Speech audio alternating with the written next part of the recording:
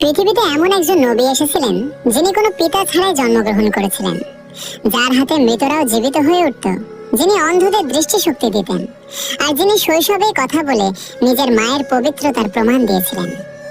এটি ঈসা আলাইহিস সালাম এবং তার মা মরিয়ম আলাইহিস সালামের অলৌকিক ঘটনার কাহিনী।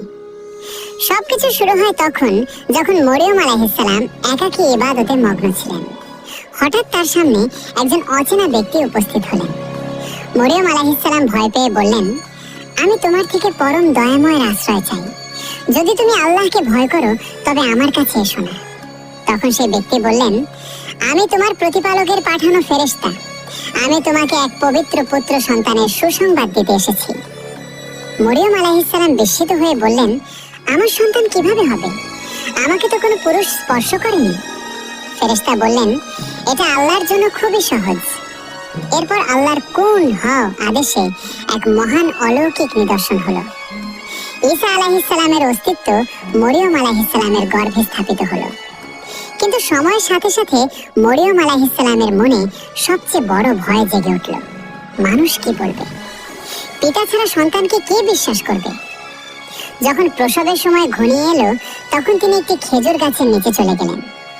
প্রসব বেদনার মুহূর্তে তার অন্তর থেকে বের হয়ে এলো, হায়, এর আগে যদি আমি মারা যেতাম এবং সম্পূর্ণ বিস্তৃত হয়ে যেতাম। তখন আল্লাহর রহমত নাজিল হলো এবং সেখানেই ঈসা আলাইহিস সালাম জন্মগ্রহণ করলেন। যখন মরিয়ম আলাইহিস সালাম শিশুকে কোলে নিয়ে নিজের জাতির কাছে ফিরে এলেন, চারদিকে অভিযোগ শুরু হয়ে গেল। লোকেরা বলল, হে মরিয়ম, তুমি কি করলে? তোমার পিতামাতা তো নেককার ছিলেন। কিন্তু মরিয়ম আলাইহিস সালাম কিছুই বললেন না, শুধু শিশুর দিকে ইশারা করলেন। লোকেরা বিস্ময়ে বলল, আমরা দোলনায় থাকা এক শিশুর সাথে কিভাবে কথা বলবো? ঠিক তখনই আরেকটি অলৌকিক ঘটনা ঘটল। ছোট্ট শিশু কথা বলে উঠল, আমি আল্লাহর বান্দা। তিনি আমাকে কিতাব দিয়েছেন এবং আমাকে নবী বানিয়েছেন।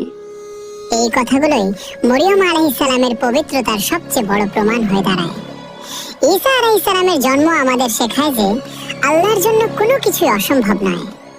আপনিও যদি আল্লাহর কুদরতের উপর পূর্ণ বিশ্বাস রাখেন তাহলে লিখুন সুবহানাল্লাহ।